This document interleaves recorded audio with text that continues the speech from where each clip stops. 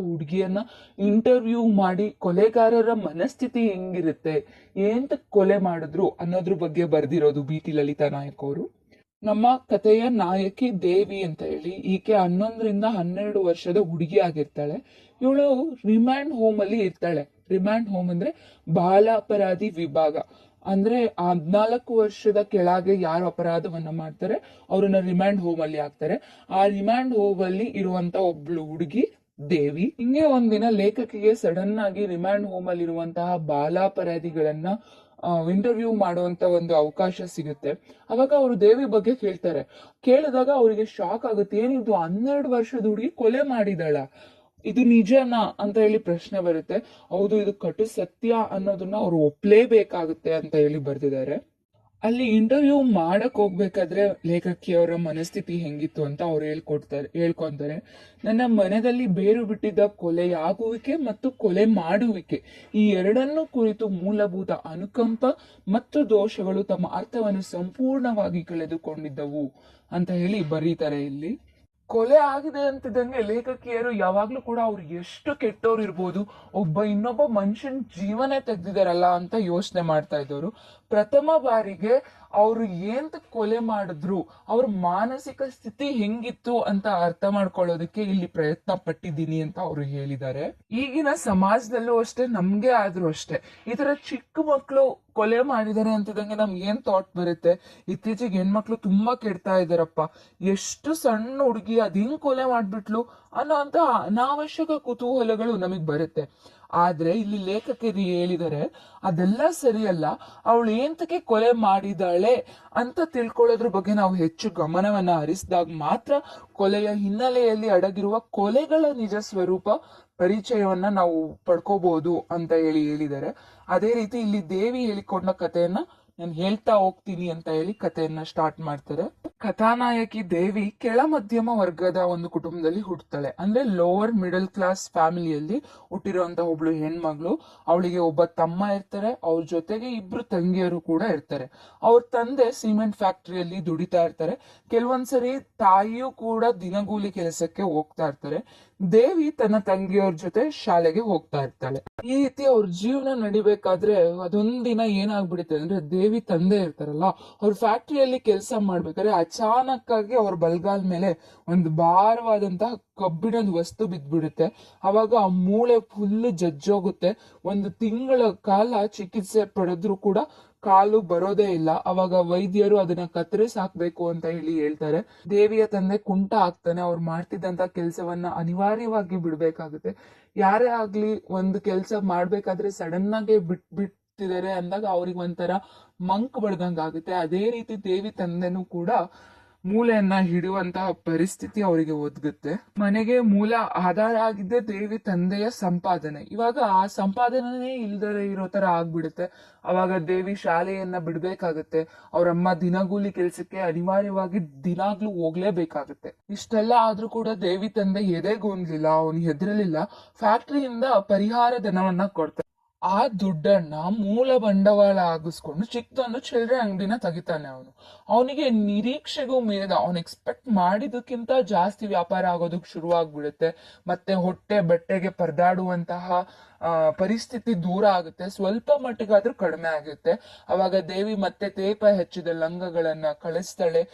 ಅದನ್ನ ಬಡ ಮಕ್ಕಳಿಗೆ ದಾನ ಮಾಡಿ ಅವಳು ಶುಭ್ರವಾದ ಸಮವಸ್ತ್ರವನ್ನ ತೊಟ್ಟು ಹುರುಪಿನಿಂದ ಮತ್ತೆ ಶಾಲೆಗೆ ಹೋಗೋದಕ್ಕೆ ಸ್ಟಾರ್ಟ್ ಮಾಡ್ತಾಳೆ. ಅಂದ್ರೆ ಯೂನಿಫಾರ್ಮ್ ಹಾಕೊಂಡು ಸ್ಕೂಲ್ಗೆ ಹೋಗೋದಕ್ಕೆ ಸ್ಟಾರ್ಟ್ ಮಾಡ್ತಾಳೆ ಅಂತ. ಅವ್ರ ತಾಯಿ ದಿನಗೂಲಿಗೆ ಹೋಗೋದು ಕೂಡ ತಪ್ಪುತ್ತೆ. 1 ವರ್ಷ ಕಳೆಯೋಷ್ಟ್ರಲ್ಲಿ ದೇವಿ ತಂದೆಗೆ ಚೆನ್ನಾಗಿ ಲಾಭ ಆಗುತ್ತೆ.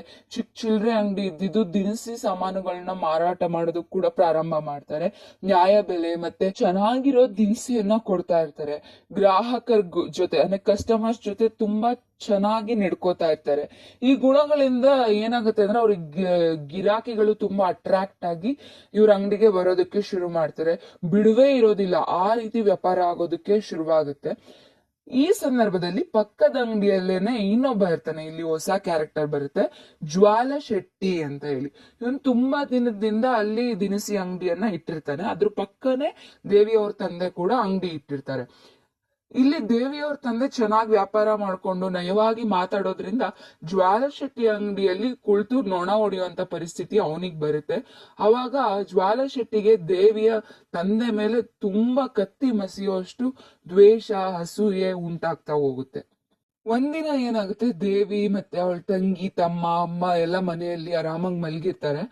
ಅಂಗಡಿ ಬೇಗ ತೆಗಿಬೇಕು ಅಂತ ಹೇಳಿ ದೇವಿ ತಂದೆ ಅಂಗಡಿಯಲ್ಲೇನೆ ಮಲಗಿರ್ತಾನೆ. ಸಡನ್ ಆಗಿ ಆ ಅಂಗಡಿಗೆ ಬೆಂಕಿ ಎತ್ಕೊಂಡ್ಬಿಡುತ್ತೆ, ಪೂರ್ತಿ ಸುಟ್ಟು ಹೋಗುತ್ತೆ. ಅಲ್ಲಿ ಮಲಗಿದ್ದ ದೇವಿ ತಂದೆಗೂ ಕೂಡ ಮೈ ತುಂಬಾ ಸುಟ್ಟ ಗಾಯ ಆಗುತ್ತೆ. ಚಿಂತಾಜನಕ ಸ್ಥಿತಿಯಲ್ಲಿ ಅವನನ್ನ ಆಸ್ಪತ್ರೆಗೆ ಕರ್ಕೊಂಡು ಹೋಗ್ತಾರೆ. ಮರುದಿನನೇ ಅವನು ಇಡೀ ಕುಟುಂಬನ ಬಿಟ್ಟು ಕುಟುಂಬನ ಅನಾಥರನ್ನಾಗಿಸಿ ಅವನು ಸತ್ತೇ ಹೋಗ್ತಾನೆ, ಕೊನೆಯುಸಿರನ್ನ ಎಳಿತಾನೆ. ಅವನ್ ಸತ್ತೋಗಾದ್ಮೇಲೆ ಆ ದೇವಿಯ ತಾಯಿಗೆ ಗೊತ್ತಿರುತ್ತೆ ಈ ಜ್ವಾಲ ಶೆಟ್ಟಿನೇ ಅವನ್ ಗಂಡನ ಕೊಂದಿರೋದು, ಹೊಟ್ಟೆ ಕಿಚ್ಚಲ್ಲೇ ಅಂಗಡಿಯನ್ನ ಸುಟ್ಟಿರೋದು ಅಂತ ಗೊತ್ತಿದ್ದು ಅವ್ರ ತಾಯಿಗಷ್ಟೆಲ್ಲ ಇಡೀ ಊರವ್ರಿಗೆಲ್ಲ ತಿಳಿದಿರುತ್ತೆ. ಆದ್ರೆ ನಮ್ ಸಮಾಜದಲ್ಲಿ ಹೆಂಗೆ ಅಂತ ನಮಗೂ ಗೊತ್ತು. ಒಬ್ರು ಸಾಹುಕಾರ, ಒಬ್ಬ ಬಡವ ಅಂತ ಇದ್ರೆ ಬಡವಂಗ್ ಏನಾದ್ರೂ ಅನ್ಯಾಯ ಆದ್ರೂ ಕೂಡ ಸಾಹುಕಾರನ್ನ ಯಾರು ಕೂಡ ಎದುರಾಕೊಳ್ಳೋದಕ್ಕೆ ಇಷ್ಟಪಡಲ್ಲ. ಯಾಕೆಂದ್ರೆ ಅವ್ರಲ್ಲಿ ಅಧಿಕಾರ ಇರುತ್ತೆ, ಹಣ ಇರುತ್ತೆ. ಏನನ್ನಾದ್ರೂ ಅವರು ತಪ್ಪನ್ನೇ ನಿಜ ಅಂತ ಹೇಳಿ ಒಪ್ಸೋಷ್ಟು ಬಲಾತ್ಕಾರನ ಅವ್ರು ಮಾಡ್ತಾರೆ ಅನ್ನೋ ಒಂದು ಭಯದಿಂದ ಎಲ್ಲರೂ ಕೂಡ ಎದುರುತ್ತಾರೆ. ಅದೇ ರೀತಿ ಇಲ್ಲೂ ಬಡ ಹೆಂಗಸಿಗೆ ಯಾರು ಕೂಡ ಸಪೋರ್ಟ್ ಅನ್ನೇ ಮಾಡೋದಿಲ್ಲ. ಹಾಗೆ ಯಾವ ರೀತಿ ಪರಿಹಾರ ಕೂಡ ಅವಳಿಗೆ ಸಿಗೋದಿಲ್ಲ. ಅವಳು ಕಾಯಂ ಆಗಿ ಕೂಲಿ ಕೆಲಸ ಹೋಗೋದಕ್ಕೆ ಆರಂಭಿಸ್ತಾಳೆ. ದೇವಿ ಮತ್ತೆ ಶಾಲೆಗೆ ಶರಣು ಹೇಳ್ಬಿಟ್ಟು ಮನೆಯಲ್ಲಿ ಹಿಟ್ಟು ನುಚ್ಚು ಬೇಯಿಸತೊಡಗ್ತಾಳೆ. ಅಂದ್ರೆ ಅವ್ರ ತಾಯಿ ಕೂಲಿಗೆ ಹೋಗ್ತಾಳೆ ಅಂದ್ರೆ ಮನೆಯಲ್ಲಿರುವಂತಹ ಎಲ್ಲ ಕೆಲ್ಸಗಳನ್ನ, ತಂಗಿ ತಮ್ಮಂದಿರನ್ನ ನೋಡಿಕೊಳ್ಳುವಂತ ಕೆಲ್ಸ ದೇವಿದೆ ಆಗುತ್ತೆ. ರೀತಿಯಾಗಿ ಅವ್ರ ಜೀವನ ಸಾಕ್ತಾ ಇರುತ್ತೆ. ಒಂದಿನ ಏನಾಗುತ್ತೆ ಅಂದ್ರೆ ಅವಳು 2 ಸೇರ್ ರಾಗಿನ ಬೆಳಗ್ಗೆಯಿಂದ ಸಂಜೆವರೆಗೂ ಕ್ಲೀನ್ ಮಾಡಿ ಹಿಟ್ ಮಾಡಿಸ್ಬೇಕು ಅಂತ ಹೇಳಿ ಗಿರಣಿಗೆ ತರ್ತಾಳೆ. ಗಿರಣಿ ಅಂದ್ರೆ ಫ್ಲೋರ್ ಮಿಲ್ ಅಂತ ಹೇಳಿ. ಅವಳ ಉದ್ದೇಶ ಏನಾಗಿರುತ್ತೆ ಅಂದ್ರೆ, ಪಾಪ ಅವ್ರ ತಾಯಿ ಬೆಳಗ್ಗಿಂದ ಕೂಲಿ ಕೆಲಸ ಮಾಡಿ ಸಾಕಾಗಿ ಬಂದಿರ್ತಾರೆ. ಅವಳು ವಾಪಸ್ ಬರೋ ಅಷ್ಟರಲ್ಲಿ ಈ ರಾಗಿಯನ್ನ ಹಿಟ್ಟು ಮಾಡಿಸಿ ಅದರಲ್ಲಿ ರೊಟ್ಟಿ ಮಾಡೋಣ ಅಂತ ಹೇಳಿ ಉದ್ದೇಶವನ್ನ ಇಟ್ಕೊಂಡಿರ್ತಾಳೆ. ಆ ಒಂದು ಉದ್ದೇಶವನ್ನ ಇಟ್ಕೊಂಡು ಗಿರಣಿ ಅಂಗಡಿಗೆ ಹೋಗ್ತಾಳೆ. ಅವಾಗ ಜ್ವಾಲ ಶೆಟ್ಟಿಯ ಮನೆಯ ಆಳು ಮಗ, ಅಂದ್ರೆ ಇಲ್ಲಿ ಹೊಸ ಕ್ಯಾರೆಕ್ಟರ್ ಬರುತ್ತೆ, ಆ ಹೆಸರು ಬೀರ ಅಂತ ಹೇಳಿ. ಜ್ವಾಲ ಶೆಟ್ಟಿ ಇರ್ತಾನ, ಅವನ್ ಮನೆಯಲ್ಲಿ ಇರುವಂತಹ ಆಳುಗಳ ಮಗ ಇವನು ಬೀರ ಅಂತ ಹೇಳಿ. ಅವನು ಕೂಡ ಕಾಳು ಇರುವಂತಹ ಒಂದು ಬುಟ್ಟಿಯನ್ನ ಎತ್ಕೊಂಡು ಅಲ್ಲಿ ಬಂದಿರ್ತಾನೆ. ಕ್ಯೂ ಅಲ್ಲಿ ನಿಂತಿರ್ತಾರೆ, ದೇವಿ ಮುಂದೆ ಇರ್ತಾಳೆ. ಅವಾಗ ಈ ಆಳು ಮಗ ಯಾರು ಬೀರ ಇರ್ತಾನೆ, ಅವನ್ ಏನಂತಾನೆ, ಏ ಹುಡುಗಿ ನನ್ಗೆ ಅರ್ಜೆಂಟ್ ಐತೆ, ನಾನು ಮೊದಲು ಸುರಿತೀನಿ ತಡಿ ಅಂತ ಹೇಳಿ ಅವಳನ್ನ ಹಿಂದೆ ಸರಿಸಿ ಅವನ್ ಮುಂದೆ ಹೋಗ್ತಾನೆ. ಅವಾಗ ದೇವಿನೂ ಕೂಡ ಜೋರ್ ಮಾಡ್ತಾಳೆ, ಯಾಕೋ ನನ್ಗೂ ಅರ್ಜೆಂಟ್ ಇರೋ ಹೊತ್ತಿಗೆನೆ ನಿನ್ಗಿಂತಲೂ ಮುಂಚೆನೆ ಇಲ್ಲಿಗೆ ಬಂದಿರೋದು ಅಂತ ಹೇಳಿ ದೇವಿ ಮತ್ತೆ ಮುಂದೆ ಹೋಗ್ಬಿಟ್ಟು ರಾಗಿಯನ್ನ ಸುರಿಯೋದಕ್ಕೆ ಅಂತ ಹೋಗ್ತಾಳೆ ಆ ಮೆಷಿನ್ ಹತ್ರ.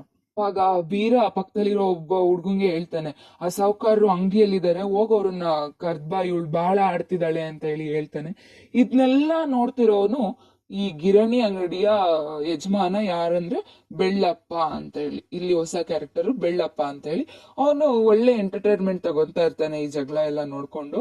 ಇಷ್ಟೆಲ್ಲ ಕತೆ ಕೇಳಿ ಜ್ವಾಲ ಶೆಟ್ಟಿ ಫುಲ್ ಆ ಹುಡ್ಗಿನ ತಿನ್ಕೊಂಡ್ಬಿಡೋ ತರಾನೇ ನೋಡ್ಕೊಂಡು ಅಲ್ಲಿಂದಾನೆ ಕೋಪಗೊಂಡು ಬರ್ತಾನೆ. ಅವಾಗ ಅಲ್ಲಿ ಬಂದಾಗ ಆ ದರಿದ್ರ ಹುಡ್ಗಿದು ರಾಗಿ ಹಾಕ್ಬೇಕು, ಫಸ್ಟ್ ನಮ್ ಕಾಳನ್ನ ಹಾಕ್ಬೇಕು ಅಂತ ಹೇಳಿ ಸಿಟ್ಟಿನಿಂದ ಅವಳ ಕೈಲಿದ್ದೆ ಅಂತ ರಾಗಿ ಬುಟ್ಟಿಯನ್ನ ಇಸ್ಕೊಂಡು ಆ ರಾಗಿನೆಲ್ಲ ರಭಸದಲ್ಲಿ ಚರಂಡಿಗೆ ಎಸ್ದೇ ಬಿಡ್ತಾನೆ. ಆಗ ದೇವಿಗೆ ತುಂಬಾ ಬೇಜಾರಾಗ್ಬಿಡುತ್ತೆ. ಅವ್ರ ತಾಯಿ ಮೈ ಮುರಿದು ದುಡ್ದು ತಂದಿದ್ದಂತಹ ಹಣದಲ್ಲಿ ಆ ರಾಗಿಯನ್ನ ಕೊಂಡು ಆ ಪುಟ್ಟ ಕೈಗಳಲ್ಲಿ ಬೆಳಗ್ಗಿಂದ ಸಂಜೆವರೆಗೂ ಮರವನ್ನ ಆಡಿಸ್ದ ಅತ್ಯಂತ ಕಷ್ಟದಿಂದ ಕಲ್ಲು ಮಣ್ಣು ಎಲ್ಲವನ್ನು ಆಯ್ದು ಹಸನ ಮಾಡಿ ತಂದಿದ್ದಂತಹ ಆ ರಾಗಿನ ಅರ್ಧ ನಿಮಿಷದಲ್ಲಿ ಅಲ್ಲಿ ಬಾಚೋದಕ್ಕೂ ಬರ್ದಲೇ ಇರುವಂತಹ ಚರಂಡಿಯಲ್ಲಿ ಎಸ್ಬಿಟ್ನ ಅಂತ ಅನ್ಸ್ಬಿಡುತ್ತೆ ದೇವಿಗೆ. ಇದೆಲ್ಲ ನೆನ್ಪಾಗ್ಬಿಟ್ಟು ಅವಳಿಗೆ ಬೇಜಾರಾಗ್ಬಿಟ್ಟು ಕೋಪ ಬಂದ್ಬಿಟ್ಟು ಆಕ್ರೋಶ ತಡಿಯೋಕಾಗ್ದಲೇನೆ ಬಿಕ್ಕಿ ಬಿಕ್ಕಿ ಅಳ್ತಾ ಆ ಶೆಟ್ಟಿಗೆ ಶಾಪ ಹಾಕ್ತಾ ಖಾಲಿ ಕೈಯಿಂದ ಮನೆಗ್ ಬರ್ತಾಳೆ. ಸಾಯಂಕಾಲ ಹಸಿದ್ಕೊಂಡು ದನುಕೊಂಡು ಬಂದಂತ ತಾಯಿಗೆ ಇದೆಲ್ಲ ವಿವರಿಸ್ತಾಳೆ ದೇವಿ. ಅವಾಗ ಅವ್ರ ಅಮ್ಮಂಗೂ ಕೂಡ ಬೇಜಾರಾಗುತ್ತೆ. ಆದ್ರೆ ಏನ್ ಮಾಡಕ್ಕಾಗತ್ತೆ, ಅವಳೊಬ್ಳು ಬಡ ಹೆಂಗಸು ಅಷ್ಟೇ, ಅಧಿಕಾರ ಇಲ್ಲ, ಹಣ ಇಲ್ಲ. ಅದನ್ನ ವಿವರಿಸ್ಕೊಂಡು ಅಕ್ಕಪಕ್ಕದವ್ರಿಗೆಲ್ಲ ಹೇಳ್ಕೊಂಡು ಗೋಳಾಡೋದಕ್ಕೆ ಸ್ಟಾರ್ಟ್ ಮಾಡ್ತಾಳೆ. ಅಕ್ಕ ಅಣ್ಣ ನೋಡ್ರಿ, ನೀವೇ ಈ ಸಾವುಕಾರಂಗ್ ನಮ್ಮಂತವ್ರ ಮೇಲೆ ಏನ್ ಹೊಟ್ಟೆ ಕಿಚ್ಚು, ಇವನ್ಗೆ ಬಡವ್ರ ಹೊಟ್ಟೆ ಮೇಲೆ ಹೊಡಿತಾನಲ್ಲ ಈ ರೀತಿ, ನನ್ ಜೀವ ತಗೊಂಡ್ಬಿಟ್ಟ, ನನ್ ಮನೆಯನ್ನ ಹಾಳ್ ಮಾಡ್ದ, ನಮ್ನೆಲ್ಲ ಅನಾಥರನ್ನಾಗಿ ಮಾಡಿಸ್ದ. ಈಗ ನೋಡಿದ್ರೆ ಕೈ ತುತ್ತು ಬಾಯಿಗೆ ಬರೋ ಅಷ್ಟ್ರಲ್ಲಿ ಅದನ್ನೆಲ್ಲ ಮಣ್ಣು ಮಾಡ್ಬಿಟ್ನಲ್ಲ. ನಮ್ಮಂತವ್ರಿಗೆ ದಿಕ್ಕು ದೆಸೆ ಇಲ್ವಾ? ಬಡ ಜನರು ಮೇಲೆ ಹೆಂಗ್ ಬದುಕ್ಬೇಕು ನೀವೇ ಹೇಳಿ ಅಂತ ಹೇಳಿ ಗೋಳಾಡ್ಕೊಂಡು ಅಳ್ತಾ ಇದ್ದಾಳ ಆ ಅಮ್ಮ.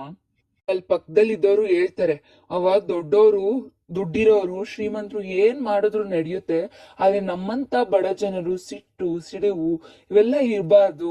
ನಿನ್ ಮಗಳಿಗೆ ಫಸ್ಟ್ ಬುದ್ಧಿ ಹೇಳ್ಕೊ, ಸಾವುಕಾರರ ಜೊತೆ ಜಿಟ್ ಕಟ್ಕೋಬೇಡ ಅಂತ ಹೇಳಿ ಅವಳಿಗೆ ಬುದ್ಧಿ ಹೇಳು ಅಂತ ಹೇಳಿ ಉಪದೇಶ ನೀಡ್ತಾರೆ ಹೊರತು ದೇವಿ ತಪ್ಪಿಲ್ಲ ಅಲ್ಲಿ ಅಂತ ಹೇಳೋದೇ ಇಲ್ಲ. ಅವಾಗ ಅವ್ರ ತಾಯಿಗೆ ಪಿತ್ತ ನೆತ್ತಿಗೆ ಏರ್ಬಿಡುತ್ತೆ. ಆ ದೇವಿಯನ್ನು ಹಿಡ್ಕೊಂಡು ಆ ಕೋಪದಲ್ಲಿ, ಆ ಸಾವುಕಾರ ಮೇಲಿರೋ ಕೋಪನೆಲ್ಲ ತಗೊಂಡು ದೇವಿ ಮೇಲೆ ಚೆನ್ನಾಗಿ ಹೊಡೆಯೋದ್ರ ಮುಖಾಂತರ ತೀರಿಸ್ಕೊಂತ ಇರ್ತಾಳೆ. ಅಷ್ಟರಲ್ಲಿ ಅಲ್ಲಿ ಯಾರೋ ಒಬ್ಬ ಯುವಕ ಹೇಳ್ತಾನೆ, ಬಿಡಕ ಪಾಪ, ಹುಡ್ಗಿದ್ ಏನ್ ತಪ್ಪು ಮಾಡೈತೆ ಅಂತ ಆ ಪಟ್ಟಿ ಹೊಡಿತಿದೀಯ, ತಪ್ಪು ಮಾಡಿರೋ ಆ ನನ್ ಮಗನಿಗೆ ಬೀಳ್ಬೇಕು ಹೊಡೆತ ಅಂತ ಹೇಳಿ ಜೋರಾಗಿ ಹೇಳ್ತಾನೆ. ಗುಂಪಿನಲ್ಲಿದ್ದವನು ಒಬ್ಬ ತರುಣ ಸಲಹೆ ಮಾಡ್ತಾನೆ, ಪೊಲೀಸ್ ಸ್ಟೇಷನ್ಗೆ ಹೋಗಿ ಪೊಲೀಸ್ ಅವ್ರಿಗೆ ಹೇಳು, ಹಿಂಗಾಯ್ತು, ಶೆಟ್ಟಿ ಹಿಂಗ್ ಮಾಡ್ದ ಅಂತ ಹೇಳ್ತಾನೆ ಆ ಯುವಕ. ಅವಾಗ ಒಬ್ಬ ಹಿರಿಯ ಅನುಭವಸ್ಥ ಏನ್ ಹೇಳ್ತಾನೆ ಅಂದ್ರೆ, ಪೊಲೀಸ್ನವರಿಗೆ ಇವಮ್ಮ ಹೋಗಿ ಹೇಳಿದ್ರೆ ಸಾವುಕಾರಾಗ ಹೊಡಿತಾರೆ, ಹೋಗೋಗು ಹುಚ್ಚಪ್ಪ, ಎಷ್ಟೊತ್ಗಾಗ್ಲಿ ಅವರು ಕೈ ಮಾಡೋದು ನಮ್ಮಂತ ಬಡವರ ಮೇಲೆ ಅಂತ ಹೇಳಿ ಅನುಭವಸ್ಥ ಹಿರಿಯ ಹೇಳ್ತಾನೆ. ಅದು ನಿಜ ಅನ್ನೋದು ದೇವಿ ತಾಯಿಗೂ ಕೂಡ ಗೊತ್ತಾಗುತ್ತೆ. ಆ ಸಹಾಯಕಳಾಗಿ ಅಳೋಕ್ ಶುರು ಮಾಡ್ತಾಳೆ ಅವಳು ಕೂಡ. ಅವಳ ಜೊತೆ ಅವಳ ಮಕ್ಕಳು ಕೂಡ ಅಳೋದಕ್ ಶುರು ಮಾಡ್ತಾರೆ. ಅವಾಗ ಸುತ್ತ ಇದ್ದಂತ ಗುಂಪು ಸಮಾಧಾನ ಹೇಳಿ ಅಲ್ಲಿಂದ ಹೋಗ್ತಾರೆ. ಕೊನೆಯಲ್ಲಿ ದೇವಿ ಕುಟುಂಬ ಪೂರ್ತಿ ಹೊಟ್ಟೆ ತುಂಬಾ ನೀರ್ ಕುಡಿದು ಹರಕು ಚಾಪೆಯ ಮೇಲೆ ಮಲ್ಕೋತಾರೆ. ಇಷ್ಟೆಲ್ಲಾ ಘಟನೆಗಳನ್ನ ದೇವಿ ನೋಡ್ತಾಳೆ. ಅವಾಗ ಅವಳಿಗೆ ಹೆಂಗಾಗುತ್ತೆ ಅಂದ್ರೆ, ಪೆಟ್ಟು ತಿಂದ ನಾಯಿ ಅಂತೆ ಬುಸ್ಗುಡ್ತಿರ್ತಾಳೆ ದೇವಿ. ಅಂದ್ರೆ ಒಂದ್ ಕಡೆ ಅವಳು ಏನು ತಪ್ಪು ಮಾಡಿಲ್ಲ ಅಂದ್ರೂ ಅವ್ರ ತಾಯಿ ಹೊಡೆದಿದ್ದಾರೆ, ಇನ್ನೊಂದ್ ಕಡೆ ಜ್ವಾಲೆ ಶೆಟ್ಟಿ ಮಾಡ್ತಿರುವಂತಹ ಎಲ್ಲಾ ಅನ್ಯಾಯ, ಬಲಾತ್ಕಾರ ದೇವಿಗೆ ತಿಳಿತಾ ಇದೆ. ಈ ಸಂದರ್ಭದಲ್ಲಿ ಅವಳಿಗೆ ನಿದ್ದೆ ಬರ್ಲಿಲ್ಲ. ತಾಯಿಗೆ ಸ್ವಲ್ಪ ನಿದ್ದೆ ಬರೋವರೆಗೂ ಗಮನಿಸ್ತಾಳೆ.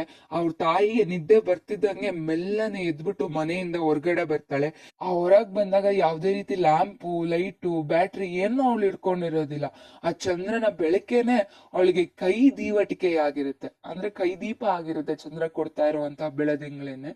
ಸ್ವಲ್ಪ ಒಂದ್ ಪರ್ಲಾಂಗ್ ದೂರದಲ್ಲಿದ್ದಂತಹ ಪೊಲೀಸ್ ಸ್ಟೇಷನ್ ಕಡೆ ಬರ ಹೆಜ್ಜೆ ಹಾಕೊಂಡು ಹೋಗ್ತಾಳೆ ಅವಳು. ಯಾರು? ದೇವಿ. ಬೇರೆ ದಿನಗಳಲ್ಲಿ ರಾತ್ರಿ ಹೆಣ್ಮಗ್ಳು ಅನ್ನೋ ಒಂದು ಹಿಂಜರಿಕೆ ಅವಳಲ್ಲಿ ಇರ್ತಿತ್ತು, ಅಂಜಿಕೆ ಇರ್ತಾ ಇತ್ತು, ಆ ಭಯ. ಆದ್ರೆ ಆ ದಿನ ಅವಳಿಗೆ ಅದೇನು ಇಲ್ಲ, ನಾನು ನ್ಯಾಯ ಪಡೆದೇ ತೀರ್ತೀನಿ ಅಂತ ಹೇಳಿ ಛಲದಿಂದ ನೇರವಾಗಿ ಸ್ಟೇಷನ್ಗೆ ನುಗ್ತಾಳೆ ಅವಳು. ಆ ಪೊಲೀಸ್ ಸ್ಟೇಷನ್ ಹತ್ರ ಒಬ್ಬ ಪೊಲೀಸ್ ಪೇದೆ, ಅಂದ್ರೆ ಕಾನ್ಸ್ಟೇಬಲ್, ಮೋಟು ಬೀಡಿ ಸೇದುತ್ತಾ ಬಾಗಿಲ ಬಳಿ ಕುಂತಿರ್ತಾನೆ. ಅವನು, ಏಯ್ ಹುಡುಗಿ, ಇಲ್ಲಿಗೆ ಯಾಕೆ ಬಂದೆ ಅಂತ ಹೇಳಿ ದೇವಿನ ಕೇಳ್ತಾನೆ. ಅವಾಗ ದೇವಿ ಶೆಟ್ಟಿಯಿಂದ ತಮ್ಮ ಕುಟುಂಬಕ್ಕಾದ ಅನ್ಯಾಯನ ವಿವರಿಸೋದಕ್ಕೆ ಅಂತ ಪ್ರಯತ್ನ ಪಡ್ತಾರೆ. ಆದ್ರೆ ಒಳಗಡೆಯಿಂದ ಇನ್ನಿಬ್ರು ಪೇದೆಗಳು ಅಲ್ಲಿಗೆ ಬರ್ತಾರೆ, ಅಂದ್ರೆ ಇನ್ನಿಬ್ರು ಕಾನ್ಸ್ಟೇಬಲ್ಸ್ ಒಳಗೆಯಿಂದ ಬರ್ತಾರೆ. ಅವಾಗ ಕೆಲ್ಸ, ಹಣ, ಅಧಿಕಾರದ ಮದ ಹೆಂಗೆ ಟೀಕಿಸ್ತಾರೆ ಆ ಹುಡ್ಗಿನಿ ಅಂದ್ರೆ, ಆ ಹುಡ್ಗಿಗೆ ಸ್ವಲ್ಪ ತಲೆ ಕೆಟ್ಟಂಗ್ ಕಾಣಿಸುತ್ತೆ, ಆದ್ರೂ ಮಾಲ್ ಪರವಾಗಿಲ್ಲ ಅಂತ ಹೇಳಿ ಒಬ್ಬ ಪೇದೆ ಹೇಳ್ತಾನೆ.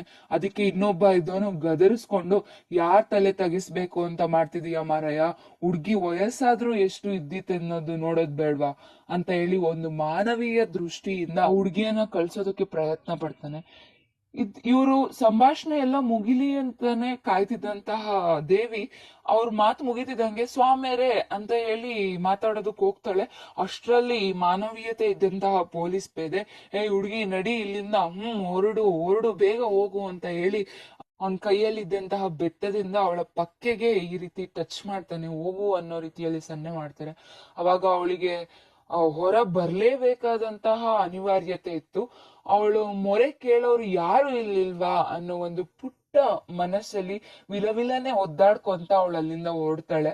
ಆ ಕತ್ಲೆಯಲ್ಲಿ ಇಷ್ಟೆಲ್ಲ ಪ್ರಶ್ನೆಗಳನ್ನ, ಕೋಪ, ದುಮ್ಮಾನಗಳನ್ನ ತಡ್ಕೊಂಡು ಮುಂದೆ ಎಲ್ಲಿಗೆ ಹೋಗ್ಬೇಕು ಅಂತ ಅವಳಿಗೆ ಗೊತ್ತಾಗ್ತಿರಲ್ಲ.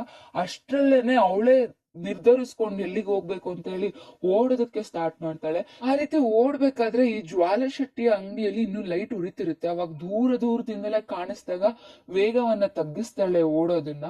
ನಿಧಾನಕ್ಕೆ ನಡ್ಕೊಂಡ್ ಬರ್ತಾಳೆ. ಹೊಟ್ಟೆ ಬಿರಿತ ಅಕ್ಕಿ ರಾಗಿಯ ಚೀಲಗಳನ್ನ ಆಸೆಗಣ್ಣಿಂದ ಅವಳು ನೋಡ್ತಾ ಅಂಗಡಿ ಬಾಗ್ಲಿಗೆ ಬಂದ್ ನಿಂತ್ಕೋತಾಳೆ. ಹುಡ್ಗಿ, ಇಷ್ಟೊತ್ನಲ್ಲಿ ಇಲ್ಲಿಗೆ ಯಾಕೆ ಬಂದೆ ಅಂತ ಹೇಳಿ ಜ್ವಾಲ ಶೆಟ್ಟಿ ಜೋರ್ ಮಾಡ್ತಾರೆ. ಜ್ವಾಲ ಶೆಟ್ಟಿ ಅವಾಗ್ ತಾನೇ ಊಟ ಮುಗಿಸ್ಕೊಂಡು ಆಪಲ್ ಸೇಬು ಹಣ್ಣನ್ನ ಹೆಚ್ಚಿ ತಿನ್ಕೊಂಡು ಕೂತಿದಂತ ಶೆಟ್ಟಿ ಜಬರಿಸಿ ಕೇಳ್ತಾನೆ.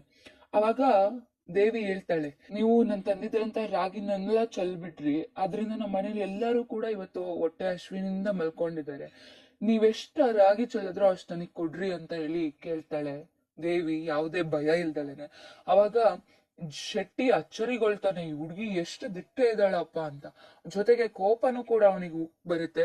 ಚೆಲ್ಲಿದ ರಾಗಿ ಕೊಡ್ಬೇಕಾ, ಕೊಡ್ತೀವಿ ಬಾ, ನಾಯಿ ಓಡಿಸೋ ದೊಣ್ಣೆ ಇಲ್ಲೊಂದೈತೆ ಕೊಡ್ತೀವಿ ಅಂತ ಹೇಳಿ ವ್ಯಂಗ ಮಾಡ್ತಾನೆ. ಅವಾಗ ದೇವಿ ಎದ್ರೋದಿಲ್ಲ, ಸೀದಾ ಅಂಗಡಿ ಒಳಗ್ ನುಗ್ತಾಳೆ. ಇಲ್ಲೇ ಇದೆ ನೋಡಿ ಅಯ್ಯವ್ರೆ ಕೋಲು ಅಂತ ಹೇಳಿ ಆ ಶೆಟ್ಟಿಗೆ ಕೋಲನ್ನ ಕೊಡ್ತಾಳೆ. ಅವಾಗ ಆ ಶೆಟ್ಟಿ, ಹೇ ಅದನ್ ಯಾಕೆ ಮುಟ್ತಿದ್ಯಾ ಅಂತ ಹೇಳಿ ರೇಗ್ತಾನೆ. ಅವಾಗ ಅವಳು ಅಲ್ಲಿ ಸೇಬನ್ನ ಹಚ್ಚೋದಕ್ಕಂತ ಇಟ್ಟಿದ್ದ ಚಾಕುನ ಕೈಗೆ ಎತ್ಕೋತಾಳೆ. ಅವಾಗ ಜ್ವಾಲ ಶೆಟ್ಟಿ ತುಂಬಾ ಗಾಬರಿ ಆಗ್ಬಿಡ್ತಾನೆ.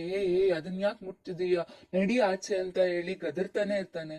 ಆದ್ರೆ ದೇವಿ ಆತನ ಮೈ ಮೇಲೆ ಏರಿ ಹೋಗೇ ಬಿಡ್ತಾಳೆ. ಆ ಚಾಕುವನ್ನ ತಗೊಂಡು ಅವನ್ ದಪ್ಪ ಹೊಟ್ಟೆಯನ್ನ ಚುಚ್ಚೆ ಬಿಡ್ತಾಳೆ.